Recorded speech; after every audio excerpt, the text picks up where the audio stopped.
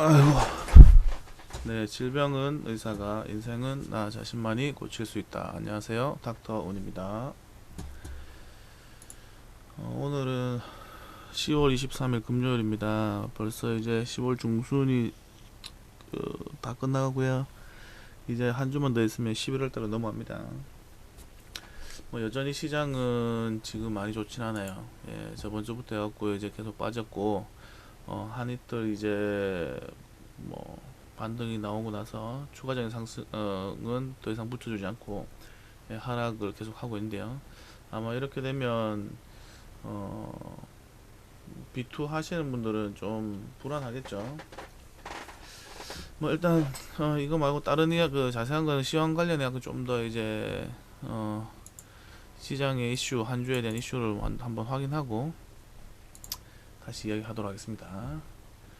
자, 일단 첫 번째로는 월요일날 다른 것도 많았지만 그 중국의 경제 성장률 관련해 갖고 이슈가 있었고요.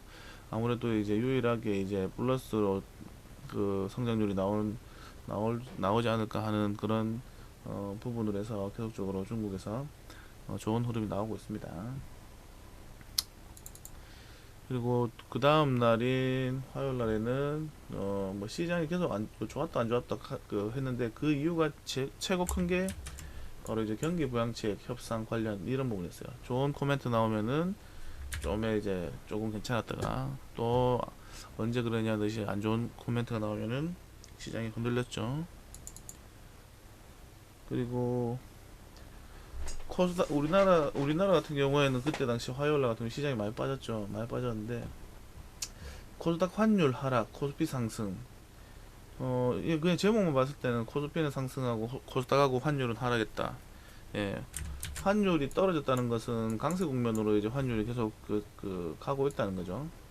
예. 환율이 강세일 때는 원래 사실 이제 이머징 국가에 이제 외국인 자금들이 좀 더 돌아갔고 시장에 이제 활력이 넘쳐야 되는데 사실 우리나라 같은 경우는 3월달 이후에 계속적으로 빠지고 나서는 외국인들의 수급이 좀 강하게 바닥을 잡아줄 정도의 매수세가 들어오진 않고 있죠. 예. 그리고 요날 이제 또 시장이 약간 이제 변동성을 줬던 게 대주주 3억 재검토 사실과 달라 입장은 다르다 아무튼 지금 현재 기재부에서 계속적으로 대주주 3억 관련해 갖고 시장에서 아무래도 이 부분 때문에 많은 투자 심리가 지금 위축되게 하는 큰 하나의 이제 악재거리가 이거라고 생각합니다. 사실 이게 우리나라뿐만 아니라 우리나라 같은 경우에는 우리나라 투자를 하고 있는 그 누구도 이거에 대해서는 이제 벗어날 수가 없죠. 그러니까 좋은 호재거리는 아니라는 거 알고 있으면 좋겠고요. 그리고 화요일날 또 이제 부양책 관련해갖고 좋았다 안 좋았다 계속 립 서비스만 나오고 있습니다. 근데 계속적으로 이야기되는 거는 이런 거 나올 때마다 이제 다 돼간다 이런 뉘앙스였죠. 네, 그때마다 시장은 변동성이 심해졌다가 좋아졌다가 이렇게 움직이고 있습니다. 그리고 화요일날 SK가 인텔 낸드 사업 이제 인수 관련해 갖고 이야기 나왔죠. 사실상 그러면 우리 삼성 다음으로 이제 SK 그다음 인텔 이런 쪽으로 이제 볼 수 있었는데 이제는 거의 우리나라가 메모리 쪽은 독식했다라고 볼 수 있겠죠.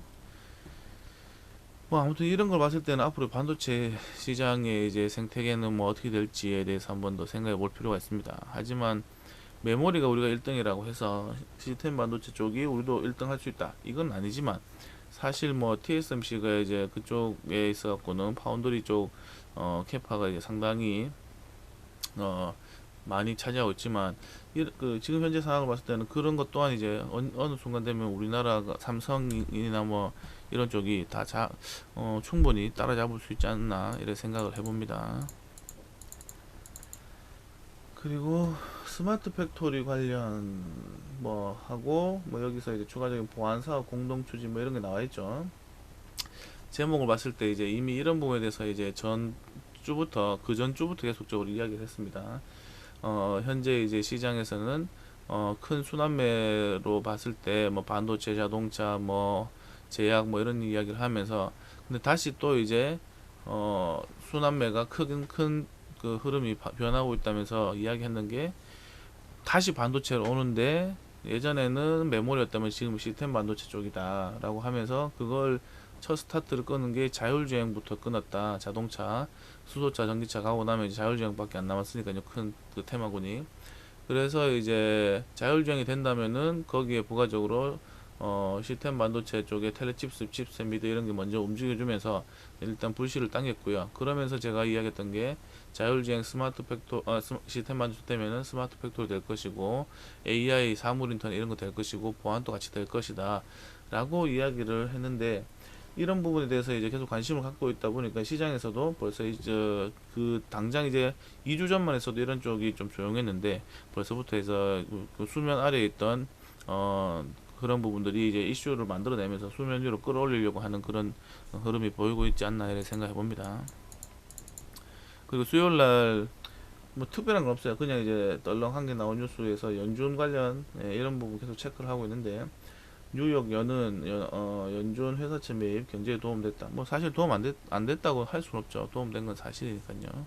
근데 이게 지속적으로 이제 회사채 매입을 꾸준하게 더 늘려준다면 더 좋은 시장은 더 긍정적으로 받아들일 수 있는데, 지금은 이제 현재 연준에서도 자기들 할 거 다 했고, 경기 부양에 대해서는 정부에서 뭐 하라 뭐 이런 이야기를 계속 하고 있습니다. 그리고 24일 목요일 어제죠. 이제 코로나 관련 백신들 해갖고 이제 뭐 사망자도 나오고 뭐 우려감 또 막 그 부작용도 나오고 해서 막 우려감이 막 그 관련해서 막 이슈가 많이 나왔습니다. 그래서 그쪽 그 제약 쪽 관련 쪽 종목 섹터들이 좀 많이 흔들렸었는데요. 뭐 어차피 이제 너무 급하게 이렇게 진행했다 보니까 당연히 안전성에 있어 갖고는 조금 항상 이제 그 물음표를 던질 수밖에 없는 거죠. 근데 하지만 이게 점점점 가면 갈수록 이제 뭔가 보완이 되겠죠. 언젠가는 될 겁니다. 맞죠? 그리고 홍남기 부총리 뭐 걔하고 이제 대주주 3억 요건, 요때 이제 계속적으로 이제 이야기 나왔는데요. 가족합사는 이제 폐지를 하겠다는 식으로 이야기 나오고 개인별로 한다고 했고요. 그러나 이제 3억에 대한 부분은 계속 이제 유지를 할 것처럼 계속 이야기는 하고 있어요. 뭐 결론은 뭐 아직 난 건 아니지만, 제가 생각할 때는 이거 아마 지금 시장에서 좀 더 흔들리고 이렇게 되다 보면은 어 끈을 포기하는 쪽으로 방향이 잡혀지지 않을까 이렇게 생각해 봅니다. 그리고 목요일날 테슬라 이제 사상 최대 실적 이야기 나왔었고, 탄소 배출권, 탄소 무배출권, 뭐 이거 이제 뭐 어차피 이거 전기차 이쪽은 상관없으니까 팔아갖고 뭐 더 매출에 그 상승의 효과가 좋지 않냐, 뭐 이런 거 봤을 때는 그렇구나 하고 넘어가면 안 됩니다. 어차피 이제 그린 뉴딜 관련해 갖고는 저탄소 관련해 갖고 이제 이슈가 있으니까 그런 쪽 관련 기업들 계속적으로 열심히 지켜봐야 된다는 거죠. 예. 그냥 뭐 이렇게 하고 넘어가면은 이런 내용 이런 타이틀을 보고도 테슬라 그냥 10억을 10조를 벌었네로 끝나는 거예요. 근데 하지만 이런 걸 또 추가적으로 딱 봤을 때는 그린 뉴딜 뭐 이런 거 바로 딱 떠올라야 됩니다.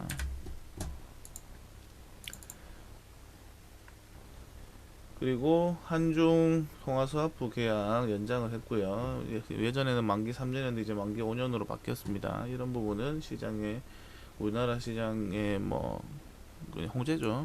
나쁘진 않죠. 그리고 일본 원전 오염수 방류 이거 관련해 계속적으로 이야기 나오는데, 그러면서 이제 뭐 수산물 뭐 불매부터 시작해갖고 그런 쪽 관련 쪽 기업 그 종목들이 또다시 부각을 받을 수 있는 그런 이제 부분이 이제 이슈가 만들어졌다고 보시면 되겠죠. 근데 이미 이제 소부장 관련해 갖고는 어느 정도 이제 이슈가 너무 오픈되어 있다 보니까 잠잠해진 거고요. 그러면 그걸 또 그 수면 위로 끌어올릴 수 있는 뭔가 이제 한 이벤트가 필요하겠죠. 그게 원전 오염수 방류 뭐 이런 거일 수도 있습니다. 그리고 이제 이거 말고도 그 원전 오염수 방류 이거 말고도 이제 원전 관련해 갖고도 이야기가 많았습니다. 뭐 여러 가지 기술들 그 이제 그 원전 해체 관련 기술적인 부분하고 이런 부분들 해서 그쪽 관련 테마들도 상당히 움직임이 많이 나왔어요. 그런 부분에 대해서 이제 관심은 계속 가져야 됩니다. 우리나라가 사실상 이제 원전 어, 건설 관련 해갖고도 세계 최고 수준이고, 근데 우리나라가 여기서 해체 관련 또 이제 세계 최고 수준으로 인정받을 수 있는 뭔가 이제 기술력이 있는데, 그런 거 찾아보셔야 돼요. 찾아보셔야 돼요. 아무튼 그게 이제 확실히 이제 그런 부분이 이제 성과만 나온다면은 앞으로는 뭐 이쪽 관련해 갖고는 뭐 이제 신재생이나 이런 쪽 예, 쪽에 대해서 또 한 번 더 다시 생각해 볼 수 있는 부분이 됩니다. 아직까지는 근데 이런 부분 뭐 사실 이제 에너지 관련해 갖고는 이 뭐 신재생으로 다 대체를 할 수 있는 부분은 사실 힘들다고 봅니다. 하지만 시대적인 패러다임이 이렇게 변하고 있다는 거, 예, 그게 중요한 거죠. 자, 그리고 요거 국감에서 또 이제 오지 관련하고 이야기 나왔었습니다. 이게 뭐 이번 주만 나온 게 아니고 그 전에도 나왔었죠. 예, 전국망 당장은 포기. 이거 포기 이런 부분에 갖고 악재다 이렇게 생각하시면 안 돼요. 악재다. 단기적인 부분에서 악재가 맞을 수는 있겠죠. 하지만 이렇게 생각해 보셔야 됩니다. 지금 당장에 우리 오지 기술이란 게 상용화 하는 데 있어 그 상용화하는 부분에 있어서까지는 원활하지 않은 것뿐인 거예요. 예, 원활하지 않다는 것뿐인 거예요. 중요한 거는 어떻게 돼요? 예, 4차 산업이 있다면 반드시 오지는 돼야 됩니다. 이거 안 되면 사물 인터넷이고 뭐 자율주행이고 AI고 뭐 이런 거 스마트 팩토리 이런 거 싹 다 안 돼요. 예, 제가 전에도 한번 계속 이야기 드렸지만 조금 이 발전 속도가 조금 더디게 이렇게 그 발전하는 것 뿐이지, 지금 당장은 뭔가 이제 뭐 바로 이제 딱딱딱 할 수 있는 뭐 기술력이 부족해서. 하지만 예, 계속 이쪽은 성장해 나갈 것이다 라는 게 저는 핵심이라고 봅니다. 그러면 현재 이런 것들을 봤을 때 이제 이쪽 관련 투자를 해야 되나 말아야 되나 고민할 수 있겠죠. 지금 당장 안 되면 될 때도 되지 않냐, 맞죠. 하지만 이미 시작했는 거기 때문에 이런 뉴스들 단기적으로는 악재일 수 있지만 좀 더 상황 추이를 지켜보고 나서는 이런 쪽에 오히려 이런 부분을 갖고 역발상적인 투자를 해보는 것도 나쁘지 않다고 생각합니다. 그리고 오늘 금요일날 어저께 다우가 이제 상승했는데요. 뭐 당연히 부양책 관련해 갖고 진전이 있는 것처럼 이야기 나왔었고 경제지표 호조가 나왔었어요. 그러다 보니까 이런 부분에 대해서 이제 시장에서는 좋게 반응했기 때문에 다우는 장 처음에는 좀 빠지다가 후반부로 가면서 상승만 했습니다. 거기다가 코로나 이제 관련 치료제로 이제 렘데시비르가 FDA에서 정식 승인을 따냈다, 뭐 이런 것들도 하나의 이제 상승 동력으로 봐야 되겠죠. 그리고 가상화폐 관련해 갖고 계속적으로 이제 이야기 나왔습니다. 처음에는 이제 부정했지만 그 당장 2주 전만 했어도 처음 부정하는 그 부정적인 그거를 이제 그 의사 표현을 했었어요. 하지만 이제 당장 2주 뒤인 현재는 뭐예요? 이런 거 허용한다, 뭐 이렇게 나왔습니다. 제가 이제 처음에 자 그러면 전체적으로 봤을 때는 시장은 일단 투자 심리가 지금 많이 위축돼 있다. 그 대표적인 부분으로 한 개는 추가적인 경기 부양이나 이런 부분이 원활하게 지금 더 나오지 않으니까 사람들은 지금 현재 상황에서는 투자 심리가 적극적인 매수나 이런 부분을 할 수 있는 정도의 그 호재성 이제 이벤트가 없다는 부분이 아마 시장에 많이 반영된 것 같다라고 생각하시면 되고요. 거기다가 우리나라 같은 경우에는 대주주 3억이라는 요건, 그런 부분은 이제 투자 심리에 더 안 좋은 악영향을 주고 있죠. 그리고 지금 현재 이제 심리적인 부분에 있어 갖고는 당연한 겁니다. 이 제일 큰 문제 코로나, 코로나 이 부분이에요. 미국에서 이제 추가적인 부양책 이런 부분 빨리 나와주길 바라는 부분들이 많죠. 왜냐면 사실 이제 그 전에는 돈이 풀리면서 어찌됐든 간에 이제 약간 이제 그 숨통은 트여줬는데 지금 다시 안 하고 있으니까 문제되는 거죠. 그게 이제 이런 부분 재정 정책이나 이런 부분에 있어서 지금 대선이라는 부분과 맞물려 있다 보니까 좀 쉽사리 잘 안 되는 것 같아요. 그리고 이제 현재 이제 2차 팬데믹 확산 이런 부분에 있어서는 우리나라는 이미 한번 저는 지나갔다 생각하는데 유럽이나 미국이나 이런 쪽 기타 여타부터 나라들 거기 그런 쪽에서도 추가적인 확산이나 이런 부분도 많아지고 있고, 유럽 같은 경우에는 이제 그런 부분 때문에 이제 다시 이제 뭐 봉쇄를 하니 많이 이런 뉴스도 많이 나왔죠.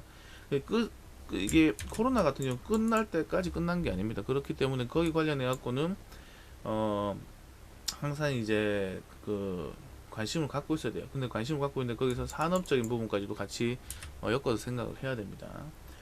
그리고 이제 뭐 재정 정책이나 이런 부분에서 아까 전에 마지막으로 이제 뭐 그 전자화폐 관련해 갖고 이미 그거는 중국에서 이미 먼저 시작을 했어요. 그러면서 이제 그 아닌 것처럼 하다가 이제 그 지금은 이제 뭐 미국에서도 이제 그런 부분을 허용하는 분위기로 넘어왔죠. 근데 이미 제가 그런 부분을 미리 이야기를 했습니다. 10월 초에 아마 이제 그 9월 10월 초 첫째 주에 지금 현재 이제 종목이 이렇게 그때 당시에 이제 한국은행에서 이제 뭐 가상화폐 뭐 혹은 전자화폐 뭐 이런 쪽으로 해갖고 뭐 어쩌고저쩌고 뭐 하려고 한다는 뭐 이런 뉴스가 한 개 딱 나와 있었는데 그때 보고 지금 현재 이런 쪽은 중국에서 제일 먼저 그거 하고 있고 우리나라도 당연히 따라갈 것이다. 그리고 좀 더 나아질 거다. 이슈가 부각될 것이다. 그런 부분에서 자꾸 이야기를 했었는데 그 이후에 어떻게 돼요? 결론은 말은 많았지만 그 이후에 그런 그 이벤트들이 수면 밑에 깔려 있다가 올라오면서 이렇게 그 상승세를 폭발을 해줬죠.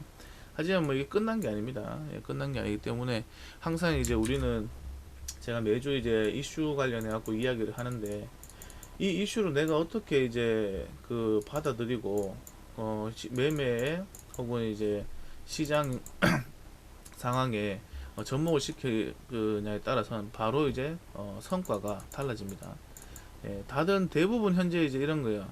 저 같은 경우에는 이제 그 미리 시작하기 전에 수면 아래 있을 때 이미 이제 그런 쪽에 관심을 가지고 있다 계속적으로 그 동향을 살피는 거죠. 살피다가 안 나오던 것이 갑자기 나올 때쯤 되면 아 이제는 변화가 있겠구나 하는 걸 직감을 하고 투자에 접목을 시키는 거예요. 하지만 그 보통 사람들은 어떻게 되냐? 이렇게 막 올라왔을 때 여기서 이제 사실 이렇게 올라왔을 때 뉴스가 막 터지죠. 터졌을 때 여기서 사도 현재 이렇게 결과적으로 올라갔기 때문에 여기서 이제 그 수익 실현한 사람은 잘한 거예요. 하지만 여기서 또 뉴스 나오고 계속 좋은 뉴스 나오니까 어떻게 돼요? 더 가겠지 하고 사는 사람들은 항상 이제 그 위험한 거죠. 그러니까 뭐 더 갈지언정 충분히 이제 뭐 많이 올라갔다면 이격이 이렇게 벌어졌다면은 이격을 좁히는 과정이 필요한데 그런 과정이 없이는 이게 무한정 올라갈 수 없다는 게 기본적인 주식시장의 특징인 거죠. 이런 부분을 자기 스스로가 이제 잘 이해를 한다면 내가 이 정보라는 것들에 대해서 내가 어떻게 이제 활용을 해야 될지에 대해서 그 한 번 더 고민을 해봐야 됩니다. 그리고 이제 제가 지금 이제 시장은 제가 생각할 때는 우리나라 같은 경우에도 지금 환율이 계속 이제 빠지고 있습니다. 맞죠? 이제 쉽게 말하면 환율이 빠진다는 것은 우리나라 환율이 강세 국면에 계속 접어들고 있다라는 걸 이야기 드리고 있는데요. 지금 보시는 거와 같이 이제 환율은 지금 현재 언제 갑자기 언제 그랬냐는 듯이 지금 이제 1130원대로 이렇게 많이 이렇게 빠져갖고 강세 구간에 접어들었습니다. 보통 우리나라 같은 경우에는 이머징 국가에서는 환율이 강세 국면에 접어들면은 외국인 자금이라든지 이머징 국가에 투자를 하려고 하는 이제 그 거대 자금들이 해외 이제 거대 자금들이 뭐 환차익이라든지 이런 부분에 있어갖고 효과를 볼 수도 있으면서 그런 부분에 있어갖고 이제 우리 좀 더 이제 투자에 우리나라 같은 경우는 도움이 될 수 있는 수급이 들어올 수가 있는데 사실 지금 보면은 일별로 보면 우리가 이제 외국인 자금들이 사실 따지고 보면 그렇게 많이 들어오고 있는 건 아니에요. 중간중간 뜨문뜨문 들어오지만 확실하게 이제 외국인 자금들이 강하게 수급이 이제 그 수급이 들어오고 있구나라는 느낌을 받을 수 없는 그런 정도밖에 안 된다는 거죠. 그럼 가만히 생각해 보면은 왜 이런지 생각해 보면은 여러 가지를 이야기할 수 있는데 첫 번째로는 저는 이렇게 생각합니다. 그 첫 번째로는 이제 중국 때문에.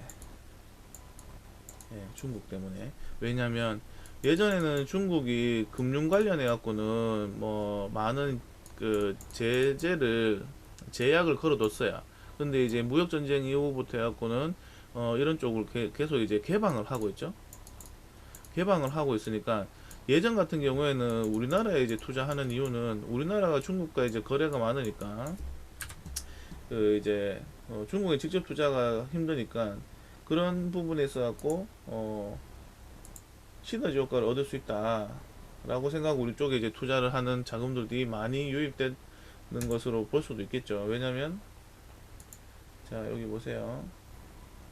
우리 수출 관련해 갖고 보면은 1등이 다 이게 보시죠. 수출입 통계 여기 들어가면은 우리나라랑 1등이 수출 뭐 수입 관련해 갖고 1등이 중국이에요. 그러면 중국이 예전에 이제 금융 개방을 하기 전까지는 수출 수입 제일 많은 나라 그 연관이 제일 많은 나라는 우리나라일 수도 있는 거죠. 그러니까 이제 거기에 따라서 이제 뭐 중국 기업들이 만약 반도체가 좋아진다. 그럼 반도체 이제 뭐 소재나 부품 장비 이런 거 이제 우리가 수출을 많이 할 수 있는 나라라고 봤을 때는 그 중국에 직접적으로 투자가 안 되면 어떻게 돼요? 그거를 간접적으로라도 수익을 보기 위해서는 우리나라에 투자를 해야 되겠죠. 그런데 그런 국면에 있을 때는 이제 달러가 우리나라가 강세 국면에 있으면 환해지 그 관련해 갖고도 이제 이익이 되니까 이머징 국가 자금들이 우리나라 쪽으로 많이 들어왔는데 지금은 뭐예요? 중국 쪽에서 이제 금융 개방을 거의 하고 있으니까 직접 투자를 한다는 거예요. 그러니까 당연히 우리나라가 예전만 못하지만 못할 수밖에 없지 않나라는 생각을 해볼 수 있습니다. 하지만 중요한 건 뭐예요? 어찌됐든 간에 이제 그럼 이런 거죠. 만약에 이제 그러고 나서 코로나 이런 관련해 갖고도 이제 뭐 어찌됐든 중국에서 발표하는 지표들이나 성장률 이런 것들이 사실 좋게 나오는 거는 뭐 어쩔 수 없습니다. 이게 믿고 안 믿고는 둘째 문제인 거죠. 그러다 보니까 이제 그런 쪽 자금들이 중국에 우선적으로 들어가갖고 이제 좋은 상승률을 보여주고 있는 거라 봅니다. 그리고 결론은 이런 거죠. 여기서 이제 어찌됐든 중국도 많이 올라가면 어떻게 되겠어요? 거기서 이제 어느 정도 이제 그 재미를 받는 그런 자금들은 또다시 이제 그 다음으로 재미 볼 수 있는 나라를 또 찾겠죠. 그게 우리나라가 될 수 있겠죠. 그래서 지금 당장 이제 중국이 저렇게 잘 나간다는 것에 대해서는 우리가 이제 배아파할 필요는 없다. 중국이 잘 하고 충분히 씌워줘야 될 때가 되면 어떻게 돼요? 우리나라가 그때 만약에 이제 벅벅 아직까지도 이제 박스권을 탈피 못하고 그 박스권 안에서 놀고 있다면은 그런 자금들이 끝내는 우리 쪽으로도 넘어오게 될 것이다라고 생각하는 게 저는 큰 틀에 있어갖고 환율을 갖고 이제 해보는 그런 내용이라 볼 수 있습니다. 자 그러면 환율의 동향은 계속적으로 체크를 해야 되는 게 맞고요. 자 그리고 두 번째로는 아까 전에 이제 뭐 미국 관련해 갖고 이야기 계속 드렸지만 지금 현재 이제 우리 연준 자산 매입이 이제 많이 좀 뜸해졌어요. 그 3월달 뭐 그때 단기적으로 3월달부터 해갖고 단기적으로 해갖고 막 땡겨올린 다음에 하지만 그러다가 이제 7월달부터 하고 좀 빠지다가 그 8, 9, 10 이런 현재 상황에서 어떻게 돼 있냐 지금 보시는 것 같습니다. 자산 여기 이제 최고가가 여기 보시죠. 여기 716만 5천. 근데 지금 어떻게 돼요? 717만 7천. 어찌됐든 간에 직전 고점을 갱신했어요. 이 말은 이제 어찌됐든 간에 계속적으로 돈은 풀리고 있다는 거예요.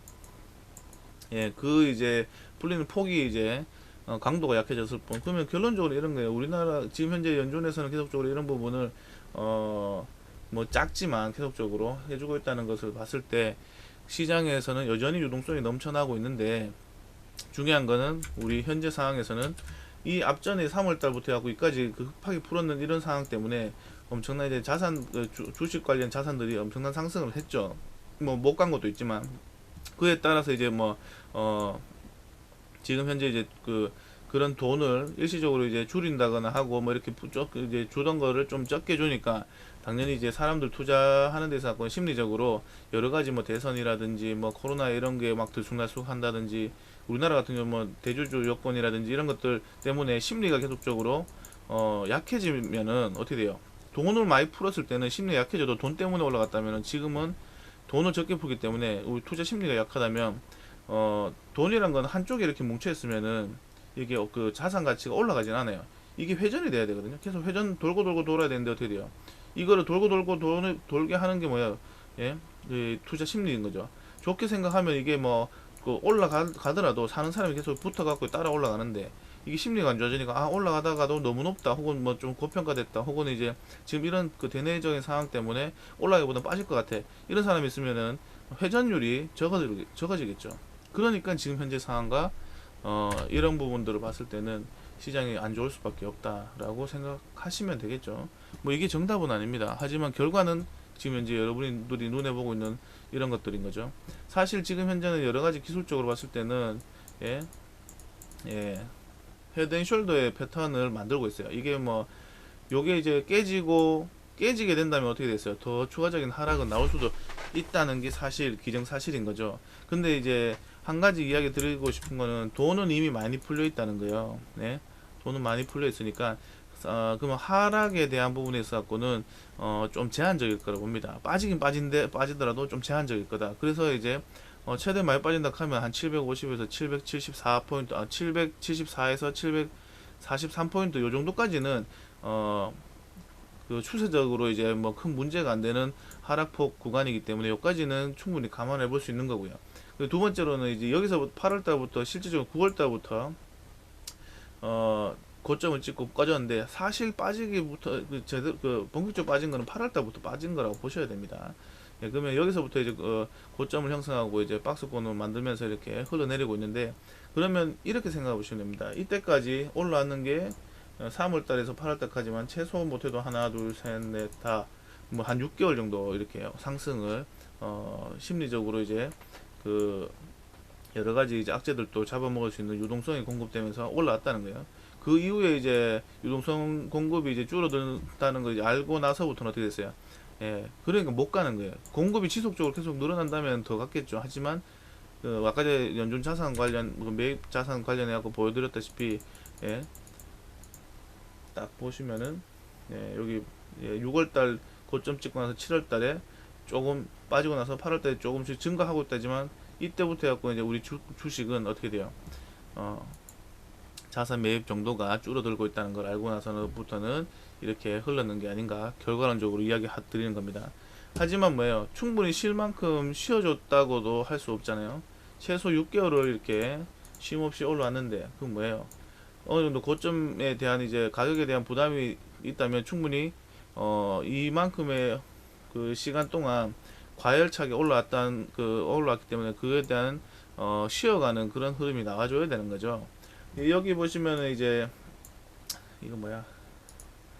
스토캐스트 슬로우 관련해 갖고 지금 보시면 보조지표를 제가 이렇게 사용하고 있는데요. 이거 조금 수치를 바꿨지만 이미 이제 과열 구간에 접어든 거는 5월 달부터 과열 구간에 접어들었는 거예요. 그게 이제 지속적으로 쭉 왔으니까 이제 꺾여 갖고 이제 과열 구간에서 떨어지고 있거든요. 그러면 최소한 여기서 이제 좀 더 빠져갖고 50포인트까지는 와줘야 새로운 뭔가 이제 움직일 수 있는 힘이 만들어질 수 있다고 생각합니다.